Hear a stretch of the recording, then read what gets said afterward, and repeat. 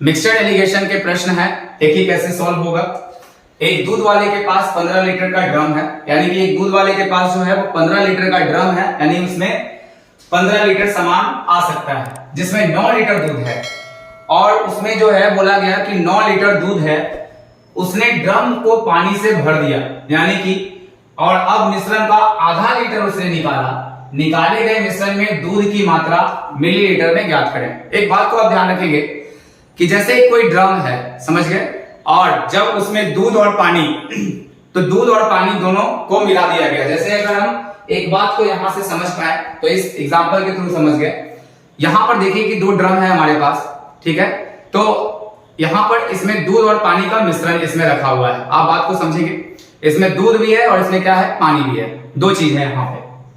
तो एक दूध वाले के पास 15 लीटर का ड्रम है, तो 15 लीटर का ये ड्रम है और इसमें 9 लीटर दूध पहले से अवेलेबल था। अब इसमें क्या कर दिया गया कि इसमें पानी लाया गया और 9 लीटर पानी से इसको पूरा फुल कर दिया गया। जब ये फुल कर दिया गया तो इसके अंतर्गत एक बात आपको समझ में आना चाहिए कि अब इस ड्रम में जो है वो दूध भी अवेलेबल है और इस ड्रम में पानी भी अवेलेबल है, यानी दोनों तरीके का चीज जो है वो इस वाले ड्रम में अवेलेबल है। अब हम जब ध्यान रखेंगे, ऐसा तो नहीं होगा कि अब जब जाएंगे दूध देने के लिए किसी को, तो उस स्थिति में क्या होगा, जब दूध बांटने वाला इसको देगा किसी दूसरे को, तो क्या होगा, ऐसा तो नहीं कि किसी अगर वो अच्छे ग्राहक के पास जा रहा है जो उसको जल्दी पैसा देता है तो उसको सिर्फ इसमें से दूध निकाल के दे सकता है, ऐसा नहीं, और बाकी को पानी बांट देगा, नहीं। ऐसे में क्या होगा कि अगर वो जो भी मिश्रण में से वो पार्ट को बाहर की ओर निकालेगा तो उसमें दूध की भी मात्रा और पानी की भी मात्रा होगी और जिस अनुपात में मिलाई गई होगी उसी मात्रा में वो निकलेगा। यानी कि कहा गया ये बात है कि जिस अनुपात में इस ड्रम में दूध और पानी का मात्रा मिलाया गया है उसी अनुपात में दूध और पानी जो होगा इस मिश्रण से निकालेंगे। अगर आप 1 लीटर निकाले, आधा लीटर निकाले, 4 लीटर निकाले, उससे कोई मैटर नहीं बनता है। ये बात आपको समझ में आ गई होगी। अब एक बात समझाते हैं यहां से।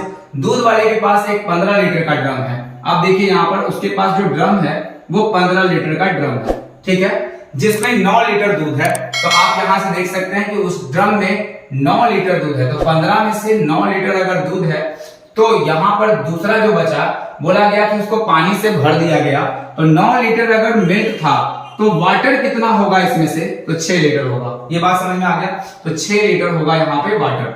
अब देखिए इसका रेशियो निकाल देते हैं, 3 तिया 9 हो जाएगा और 3 दूना 6 हो जाएगा, यानी कि 3:2 हो जाएगा।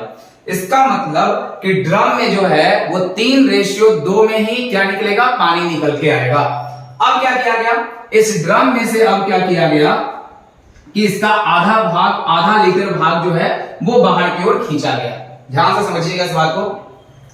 अगर आधा भाग इसके ड्रम में से खींचा जाएगा तो यहां पर जो होगा, क्या होगा कि आपको एक बात जानना है, आधा लीटर जब निकाला जाएगा तो उसमें दूध और पानी की मात्रा फिर भी कितना हो जाएगा, 3:2। आप कितना भी निकाल लें मिश्रण से, वो रेशियो कभी बदलने वाला नहीं है। तो अगर हम इसमें से 3:2 देख रहे हैं तो आधा लीटर निकाला गया और पानी की मात्रा मिलीलीटर में चाहिए, तो देखिए एक लीटर बराबर होता है क्या, 1000 मिलीलीटर। ध्यान रखिएगा। तो अगर हम बोलेंगे कि आधा लीटर में कितना होगा मिलीलीटर का संख्या, तो आप बोलेंगे कि 500 ml होगा वो पार्ट, ठीक है, 500 ml।